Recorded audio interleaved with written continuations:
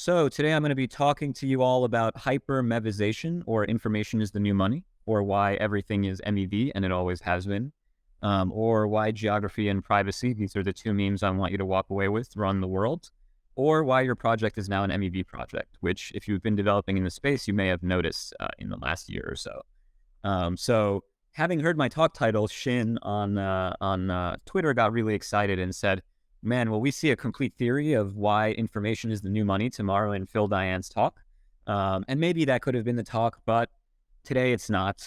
Sadly, I didn't have time to quite polish all the ends on a complete theory. So instead, I'm going to try to zoom out like 10 levels from our previous talk, which contained a lot of amazing data, and talk about some high-level concepts around MEV, information theory, privacy, decentralization, and all of these things that we're trying to build together.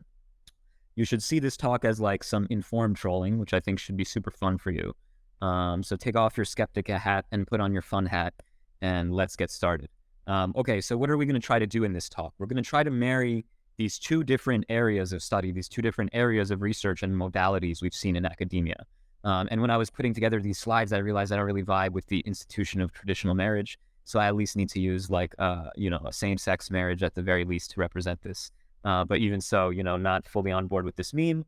But anyway, on the left here, we have kind of information-based fields of studies or technical fields based of study, where you reason about entropy, bits of information, kind of computational algorithms on top of this, etc.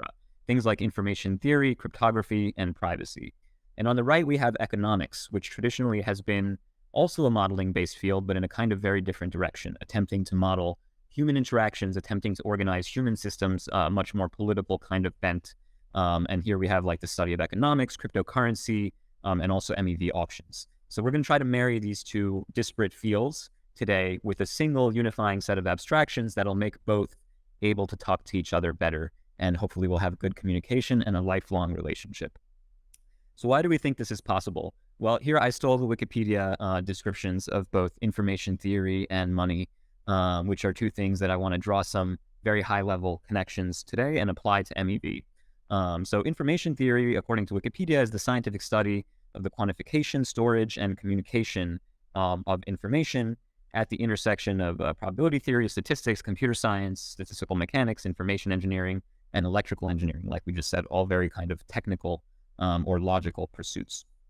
Whereas money is this kind of nebulous economic concept. It's any item or verifiable record, notice the or here, so that's a very interesting or, that is generally accepted as payment for goods and services or repayment of debts, and generally people kind of flag these three properties as being interesting: medium of exchange, unit of account, and store of value. But you could argue that all of these three things, medium of exchange, unit of account, and store of value, as well as payment, are really just quantification, right? Quantification is unit of account, storage, store of value, and communication, aka medium of exchange of information, which here is called payment. So you really see some like direct correlations between reasoning about information and reasoning about money that become particularly salient once you apply them to blockchains. So to unify these two things, it would be nice to have a clean mathematical transform where reasoning about money can be translated into information theoretic models, frameworks, and results, and vice versa. I'm not at all claiming this is original. Many people have been trying to do that for a long time. And I'm going to talk about a little bit the history of these mathematical transforms and how we can apply these to MEV and maybe get somewhere.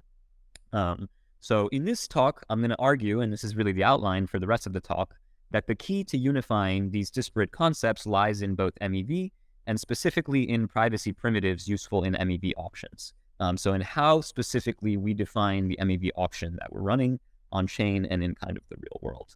That is going to allow us to use both information theory as well as money to create the best systems for users. Let's talk about the history of these attempts and what's happened in the past. So one kind of strong existing attempt at this. So existing attempts have kind of all been under the umbrella of this thing that we call mechanism design, which is kind of a 1960s field that was started by this person called Leonid Herzwig when he was kind of thinking about policy. How should central planners reach decisions on policy when the quality of the decision kind of relies on these information silos, right? And this kind of aggregation of information into a single output is what we call mechanism design. It studies the economic as well as the flows of incentives and information to make these kind of decisions for everybody. So some fun conclusions that underpin this whole field of mechanism design, etc. So first one is this thing called the Gibbard-Satterwhite. I'm probably butchering this because, it's been a while since I've taken a class on this theorem from 1973 and 1975. And this is two kind of philosophers as well as one philosopher and one economist that were attempting to study the same problem of allocation and voting and making decisions based on voting systems. And they basically, in their own model of voting systems, noticed that there was a tension between three properties, where kind of all three properties seem undesirable to a voting system. So the first property is if the rule is dictatorial. So basically, if we're all deferring to one distinguished voter, if there's one voter whose input completely determines the outcome of the vote, that seems super bad, right? There's this critical point. You can imagine like the one swing voter in the US election that ultimately chooses the outcome. We're giving this node a lot of power, and that surely seems undesirable, specifically to decentralization, etc. So that's bad. Let's say that's bad. The second tension is between the rule limiting the possible outcome to only two alternatives. So in their model, you can get past number 1 and 3 if you only consider two alternatives. Obviously seems bad, right? We live in a very complex world, and only kind of eliciting information or choices between binary alternatives is super limiting. And the last one, which kind of underpins and is the fundamental result of mechanism design, is if you kind of want something that's not dictatorial with more than two alternatives, you're always going to be subject to tactical voting. So in many cases, a voter will not be incentivized to vote their sincere ballot. They'll be incentivized to strategically play based on their model of what other people are playing, aka play the metagame, as we call it in crypto. And for voting systems, this is super undesirable because you collapse into this world where everyone is reasoning about the metagame, people are never truthful, and it's very hard to think about what actual outcome the vote is eliciting if everyone's playing strategically rather than giving input that's correlated to themselves. So a fun result that actually underpins the fundamental mechanism design studies of like the 70s and 80s is that if you just add one property here, you add utility functions to these individual agents, and you allow the mechanism that you're designing to do transfers over these this kind of shared set of integers, you can do things like model human rationality. You can build much more complex mechanisms using things like auctions and assumptions about how people will behave against these transfers that allow you to bypass many of the results of classic social choice theory. So basically what this says is that by adding transfers, by adding money, we can do much more than we can with pure voting. We can do much more than we can just with information elicitation if we don't have money. And that kind of kicked off the whole field of mechanism design. So money is a very powerful primitive.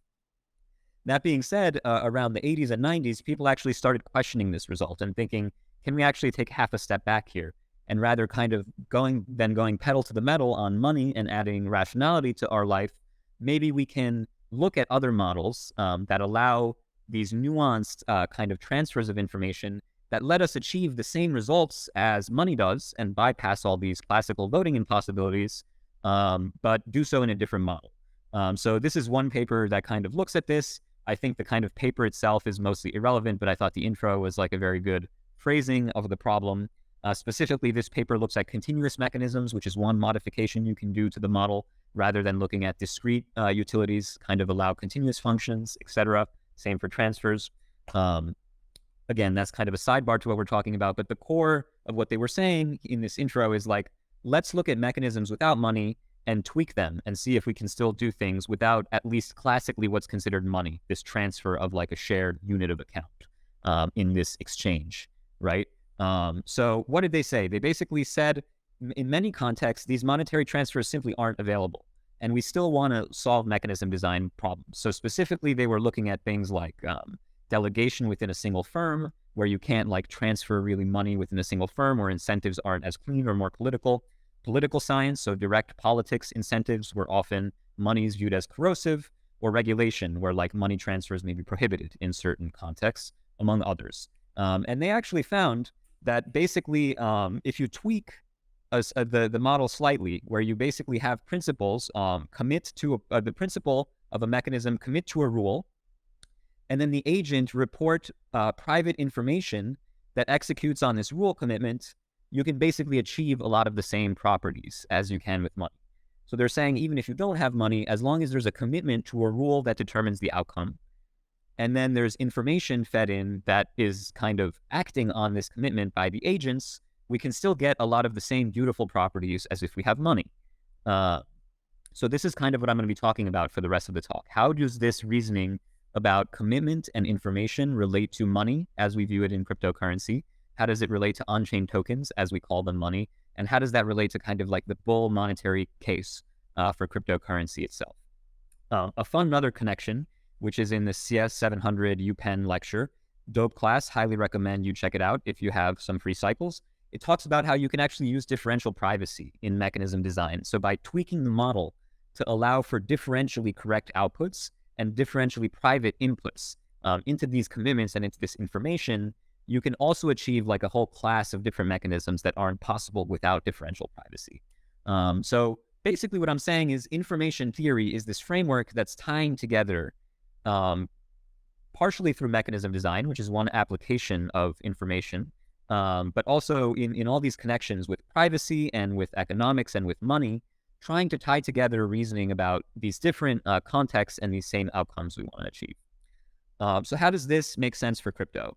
Well, it actually gives us a roadmap for crypto. Like we need to marry information theory with money through commitments and privacy. It's a clear roadmap of what's happened in the past, what's been successful in like reasoning, and we need to port this over in a more clear, formal way into the systems we're building in cryptocurrency. So this is a little bit of the trolling I'm doing here. I have a lot more slides that I'm not going to get through, so I'm going to go through it slow because I think this is actually one of the fun ones.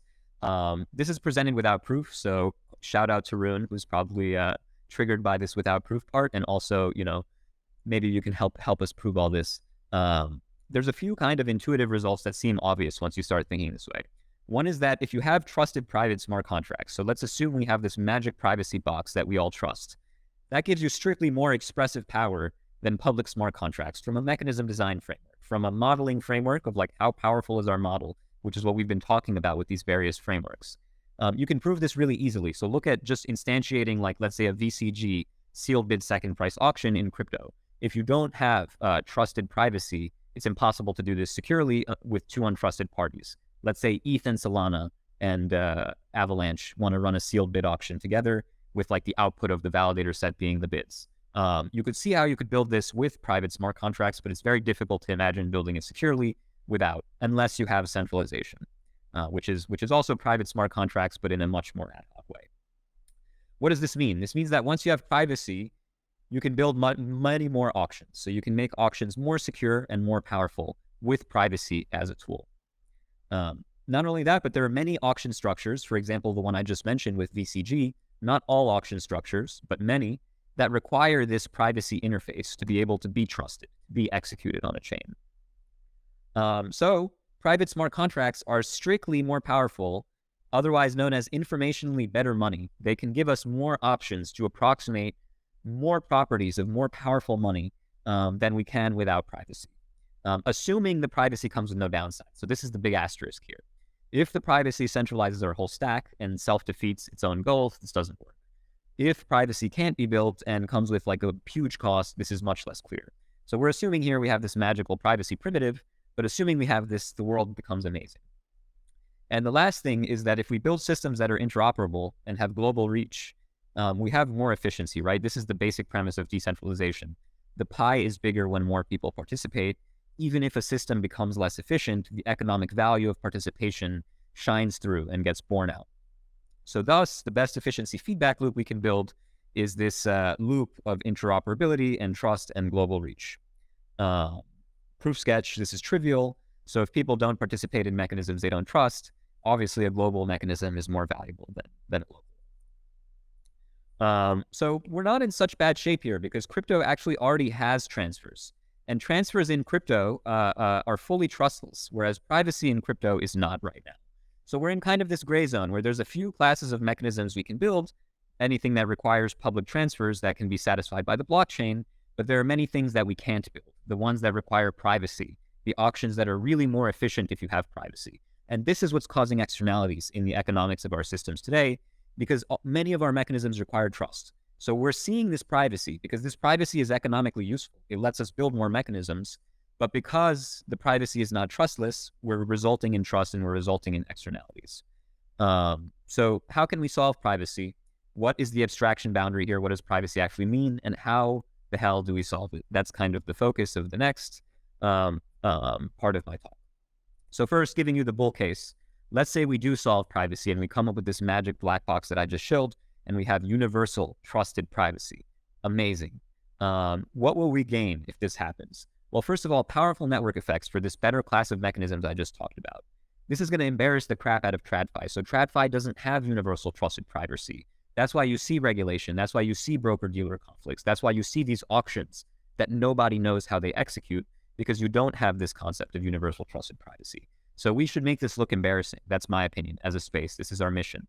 The other thing is we should embarrass classical mechanism design, because a lot of the results, even regarding transfers, assume you have a trusted auctioneer to do these transfers. And if you have privacy and blockchain, with some asterisks that we can get into in a separate talk, you can kind of go beyond what's possible there. That would create a clear adoption case for crypto, right? Because many markets would just start working better than they do otherwise. Better for users, with better commitments and better mechanisms and more efficient dApps. And, you know, that's how crypto eats the world, by building privacy that is actually better for users and universal. So where are we today? We have this kind of MEV supply chain. We're going to talk about various components here, including MEVshare and MEVboost. Both of these components rely on privacy. So the reason we can separate these roles and gain the efficiency of separation of duties and keep the decentralization of the validator set, of the builder set, of the searcher set, etc., is because we're able to have these abstraction boundaries. MEVshare and MEVboost being two examples of money reasoning abstraction boundaries we have today. But the privacy here is not perfect. The privacy here is Flashbots just saying, trust us, and that makes it super suboptimal. And you can see that if you look even at the MEVshare flow here, which kind of shows you the transactions that a user makes, which represent commitments, and the selective data sharing, which allows them to define privacy. This is how we build a more efficient MEV mechanism that we believe is best to redistribute value back to users. And this is what we believe is the economically best way. However, it relies on these two very centralized concepts to achieve this economic output we want. So from the information theoretic point of view, it's super subpar. And from the kind of decentralized system reasoning, it's extremely centralizing, which makes it very suboptimal. Okay, so here I talk a little bit about how to use various techniques to go in depth and get out of this, including committees, SGX and TEEs, crypto economics, MPC, FHE, and the centralized systems that we're seeing today. Our belief is that you layer all these things together in a maximally decentralized way to truly achieve decentralization. So I'm going to skip this part of the slide, which kind of talks about how to use TEEs, how to use economics, how to combine them, and get to this world where basically we're going beyond SGX and we're achieving decentralized privacy. I will leave you with this to say that this is the goal of our Suave project. It's to achieve this defense in depth on this boundary between the ideal mechanism design for MEV extraction and allowing users to have these abstractions to control their privacy that can then be implemented into cryptography, that can then be implemented into differential privacy, into information theoretic reasoning frameworks directly.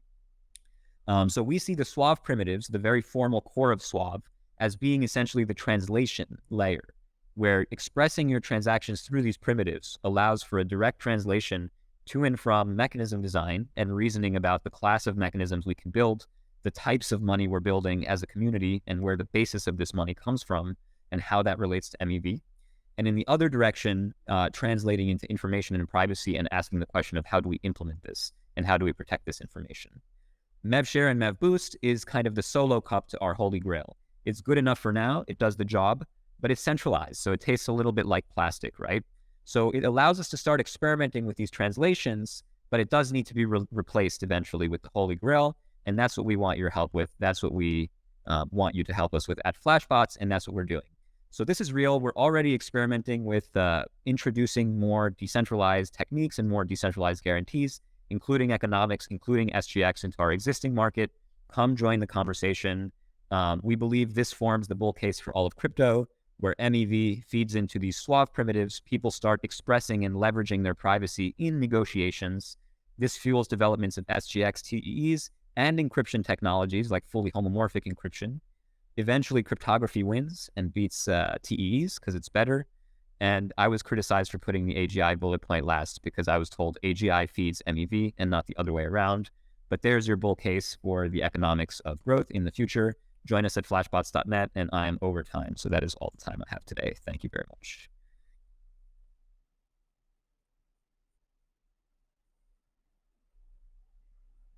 Awesome. Thank you very much. So we have a couple of minutes before Vitalik comes on. One question I wanted to ask you earlier on is like, what are kind of your initial intuitions on you were describing how it's strictly better if we assume that we have this magical privacy thing that comes with no costs and it works perfectly and everything. Yes. But particularly based on where we are and where development like looks like it's headed, what do you think is the kind of practical state of that? Is it's good enough, but it has some cost associated with it that's outweighed? I think it's an extremely nuanced question, and I would love to give a talk on this. This is kind of the extreme version of like the reasoning. But I think that what I would say today is like the pressure for privacy, like the economic side, is really powerful. Like people want to build types of systems that can only be built with privacy. That's why MEV Boost exists. That's why MEV Share exists. That's why custom DApp layer centralized order flow auctions are being deployed. And that's why people are talking about things like builder features and using that for PBS and bank sharding and things like that. At its core is because like privacy and commitments together enable like new classes of mechanisms, and people really want this. And so what we've seen today is the centralized stuff has kind of been good enough, quote unquote, for now. Like it hasn't collapsed. It's somewhat economically diversified, but it is a huge centralizing pressure on our systems. And fundamentally, I don't think that's good enough. Adding SGX, I think, is a better step in that it kind of shackles these actors a little bit more and restricts what they can do, and, you know, limits them. But it's also not a silver bullet because it's still centralized. It still relies on Intel, etc. Adding committees or crypto economics similarly has like its own downsides. So I think we need to like do a combination of these things that just maximally decentralizes every single technique we can use, and then put the max decentralization pressure on, because the economics is not going away. So if we don't build like the decentralized mechanism for that to express itself, we're going to end up in TradFi. So that was like a very compressed rant, but that's kind of the state of things today, in my opinion. One of the other slides you were skimming through, because we thought we were tight on time, it's talking about kind of the post-relay world and how we have to remove all the centralized components. Part of that starts to become kind of out of the hands of people like yourselves, where let's say that Ethereum doesn't actually end up implementing, for example, in protocol PBS. Like how bad would that be, quote unquote, in your mind? Slash, were there just other ways that we would have to figure out how do we decentralize that role in a better way if it's not built into the protocol itself and we keep the protocol super simple? Yeah. So, I mean, I think in many futures, it's not critical that Ethereum Foundation pushes hard on this. Maybe the community is just aligned enough around making it like decentralized enough. And assuming we can decentralize things like much more than they are today, and predictably, like it will play out okay for the L1, maybe it's okay for EF to take a step back and we're not like totally screwed. So maybe we can do a lot of this without the EF in terms of removing the relay, building decentralized alternatives, building like, you know, sharing primitives for users and things like that. That being said, I think if the EF in practice doesn't have that in its back pocket as like a nuclear option, things get really bad, because like the worst case would be some angle of centralization entrenches here and we're like in a textbook Moloch. And so that's why I think PBS is super useful, because like many things the EF can do will like reset that Moloch. And I do think it's a little bit their obligation to stay on top of that, just because otherwise their own objectives will be defeated. I do agree with you. It's beyond my pay grade in this case. So like I can say what I think is the right thing to do, but ultimately like it's up to the community, and we'll try to maximally decentralize whatever is left, basically. Awesome. Thank you very much. We will be moving on now.